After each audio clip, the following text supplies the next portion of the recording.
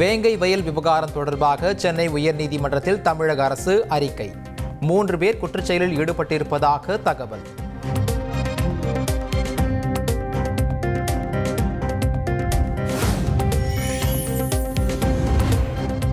வேங்கை வயல் விவகாரத்தில் மேல்நிலை நீர்த்தேக்க தொட்டியில் 2 பேர் மலம் கலக்கும் வீடியோ வெளியாகி அதிர்ச்சி. நீதிமன்றத்தில் காவல்துறை தாக்கல் செய்த குற்றப்பத்திரிகையில் குற்றம் சாட்டப்பட்ட 2 இருப்பதால் பரபரப்பு.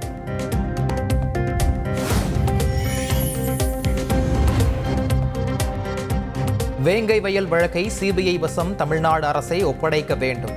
காவல்துறையின் குற்றப்பத்திரிகையை விசாரணை நீதிமன்றம் ஏற்கக்கூடாது எனவும் விசிக தலைவர் திருமாவளவன் பரபரப்பு அறிக்கை.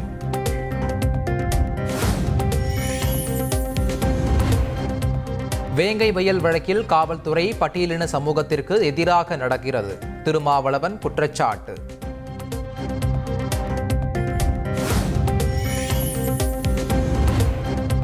தமிழகத்தில் பேருந்து கட்டண உயர்வு குறித்து 4 மாதங்களில் முடிவெடுக்க வேண்டும். தனியார் பேருந்து உரிமையாளர்கள் சங்கங்களின் கூட்டமைப்பு தொடர்ந்த வழக்கில் சென்னை உயர்நீதிமன்றம் உத்தரவு.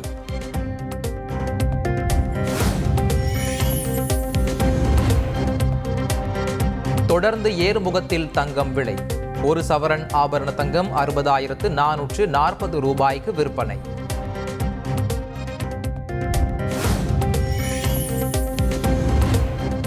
ஸ்மார்ட் மீட்டர்கள் பொருத்தும் பணி நிறைவடைந்ததும் மாதாந்திர மின் கணக்கீடு நடைமுறைக்கு வரும். விரைவாக ஸ்மார்ட் மீட்டர்கள் பொருத்த நடவடிக்கை எடுத்து வருவதாகவும் அமைச்சர் செந்தில் பாலாஜி விளக்கம்.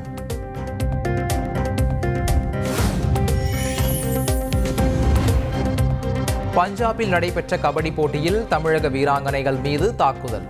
போட்டி முடிவு தொடர்பாக எழுந்த சர்ச்சையின் போது கடும் மோதல்.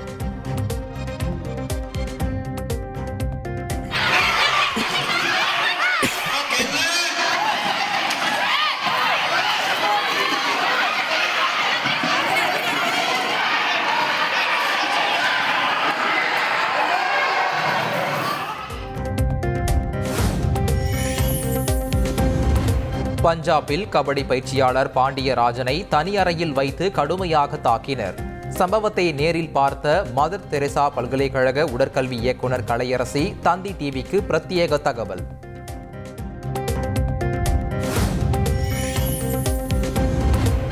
பஞ்சாபில் தமிழக கபடி வீராங்கனைகள் தாக்கப்பட்ட விவகாரம். தமிழ்நாடு விளையாட்டு மேம்பாட்டு ஆணையம் விசாரணை.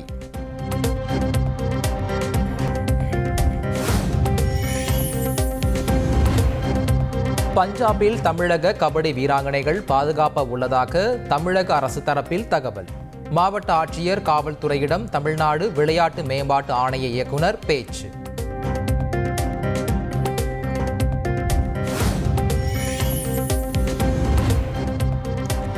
பஞ்சாபில் தமிழக கபடி வீராங்கனைகள் தாக்கப்பட்ட சம்பவம் அதிர்ச்சி அளிக்கிறது.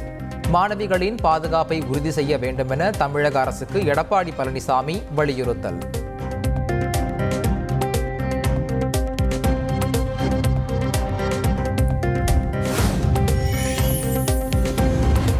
வருங்காலத்தில் வெளி மாநிலங்களுக்கு போட்டிக்கு செல்லும் மாணவ மாணவிகளுக்கு கூடுதல் பாதுகாப்பு அளிக்கப்படும். பஞ்சாபில் தமிழக கபடி வீராங்கனைகள் தாக்கப்பட்ட விவகாரம் குறித்து துணை முதல்வர் உதயநிதி ஸ்டாலின் பேட்டி.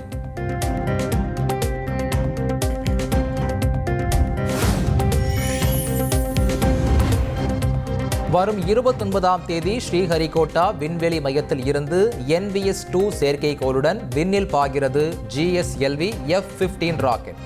இஸ்ரோ செலுத்தும் 100வது ராக்கெட் இயக்கத்தை நேரில் காண விரும்புவோருக்கு அழைப்பு.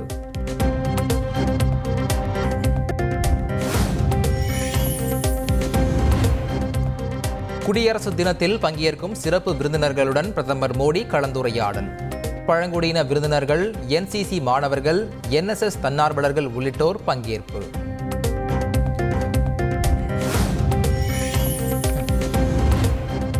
எழுபத்து குடியரசு தினத்தை ஒட்டி சென்னை விமான நிலையத்தில் 7 அடுக்கு பாதுகாப்பு. வரும் 26ஆம் தேதி நள்ளிரவு வரை அமல்.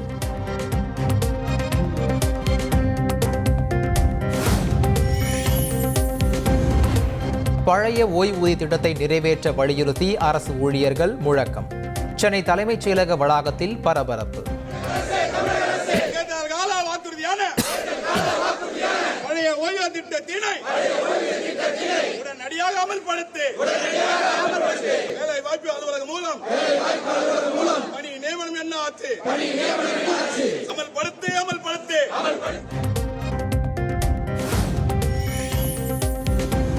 விஜயின் தமிழக வெற்றி கழகத்தில் 120 மாவட்ட செயலாளர்கள். ஒரு மாவட்டத்திற்கு மாவட்ட செயலாளர், இணை செயலாளர், பொருளாளர் நியமனம்.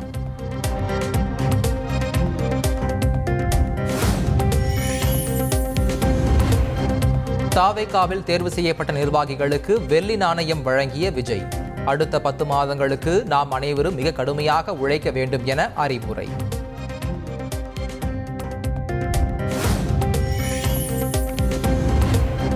உங்களை நம்பி அரசியலுக்கு வந்துள்ளேன். புதிய நிர்வாகிகளிடம் விஜய் உருக்கமான பேச்சு.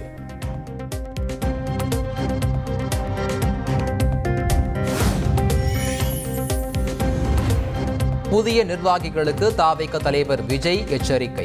மாவட்ட செயலாளர்கள் லஞ்சம் வாங்குவதாக புகார் வந்தால் நடவடிக்கை உறுதி என அதிரடி.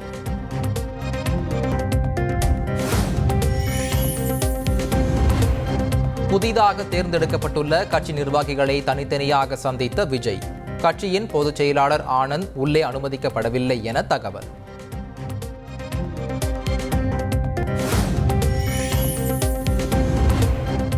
நாம் தமிழர் கட்சி உட்பட மாற்றுக் கட்சியினர் 3000 பேர் திமுகவில் ஐக்கியம். முதலமைச்சர் ஸ்டாலின் முன்னிலையில் இணைந்தனர்.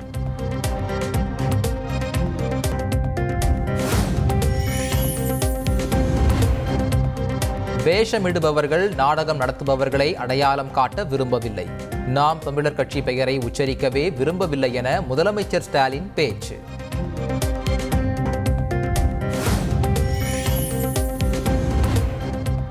நாம் தமிழர் கட்சியில் இருந்து விலக்கி ஒதுக்கி வைத்தவர்களையே திமுகவில் சேர்த்துக் கொண்டிருப்பதாக சீமான் விமர்சனம். 2026ஆம் ஆண்டு சட்டப்பேரவை தேர்தலுக்கு பிறகு திமுகவில் இருந்து ஏராளமானோர் நாம் தமிழர் கட்சிக்கு வருவார்கள் என்றும் காட்டம்.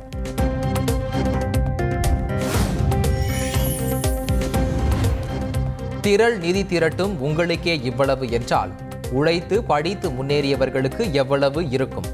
கொஞ்ச நெஞ்சம் பேச்சா என சீமானை ஒருமையில் சாடிய வருண்குமார் IPS.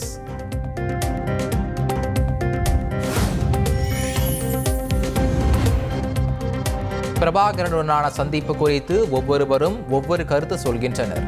யாருக்கும் நிரூபிக்க வேண்டிய அவசியம் இல்லை எனவும் சீமான் ஆவேசம்.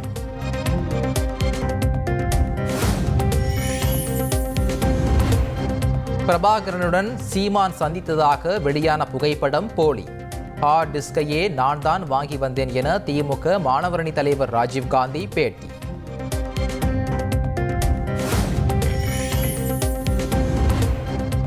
கர்நாடக அரசு அலுவலகத்தில் தனிநபர்கள் அனுமதியின்றி புகைப்படம், வீடியோ எடுக்க தடை. வீடியோக்கள் தவறாக பயன்படுத்தப்படுவதை தடுக்க அரசு நடவடிக்கை.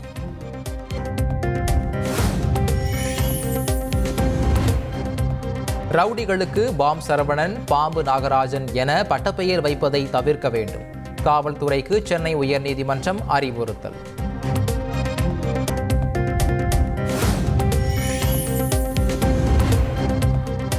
டங்ஸ்டன் ஏலம் 2 கிராமங்களில் மட்டுமே ரத்து செய்யப்பட்டுள்ளது. 48 கிராமங்களிலும் ஏன் ரத்து செய்யவில்லை என அதிமுக முன்னாள் அமைச்சர் RB உதயகுமார் கேள்வி.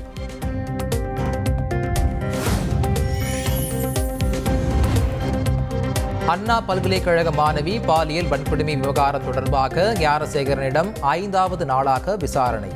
மாணவியின் ஆண் நண்பர், பல்கலைக்கழக காவலாளிகள் உட்பட 20 சாட்சிகளிடம் விசாரணை நிறைவு.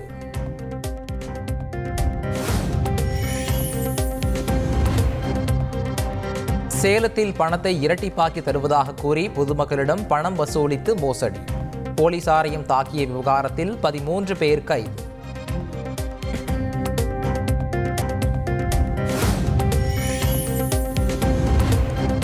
மகாராஷ்டிரா மாநிலம் பண்டாரா மாவட்டத்தில் உள்ள ராணுவ வெடிபொருள் தயாரிக்கும் ஆலையில் வெடி விபத்து. 8 பேர் பலியான பரிதாபம்.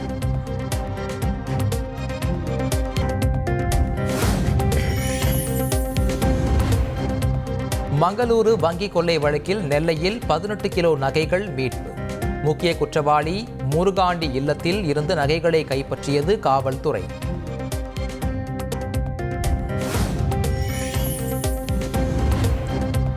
திராவிட மாடல் என சொன்னாலே சிலர் ஆவேசம் அடைகின்றனர். இதற்கெல்லாம் அஞ்சாமல் திராவிட மாடல் என சொல்லிக்கொண்டே இருப்போம் என்று முதல்வர் ஸ்டாலின் ஆவேசம்.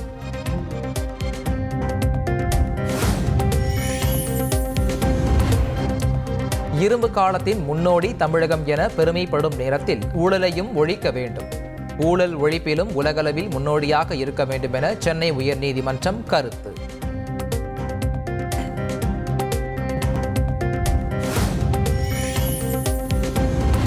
கொடநாடு கொள்ளை வழக்கு தொடர்பாக சிபிசிஐடி தரப்பில் நீதிமன்றத்தில் 2 மனுக்கள் தாக்கல். வழக்கு தொடர்பாக இபிஎஸ்ஸிடம் தற்போது விசாரணை நடத்த முடியாது என அரசு தரப்பு வழக்கறிஞர் ஷாஜகான் பேட்டி.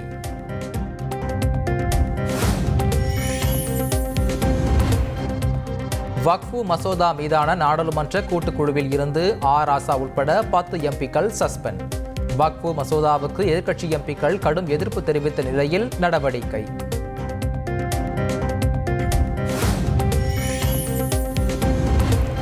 வக்ஃபு சட்டத்திருத்த மசோதாவுக்கான நாடாளுமன்ற கூட்டுக்குழுவின் நடைமுறைகள் வெளிப்படை தன்மையுடன் இருக்க நடவடிக்கை தேவை.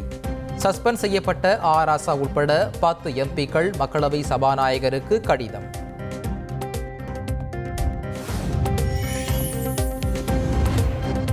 உத்தரப்பிரதேச மாநிலம் பிரயாகராஜில் களை கட்டி வரும் மகா கும்பமேளா. திரிவேணி சங்கமத்தில் 10 கோடிக்கும் அதிகமானோர் புனித நீராடியதாக தகவல். செய்திகளை உடனுக்குடன் தெரிந்து கொள்ள உடனே சப்ஸ்கிரைப் பண்ணுங்க.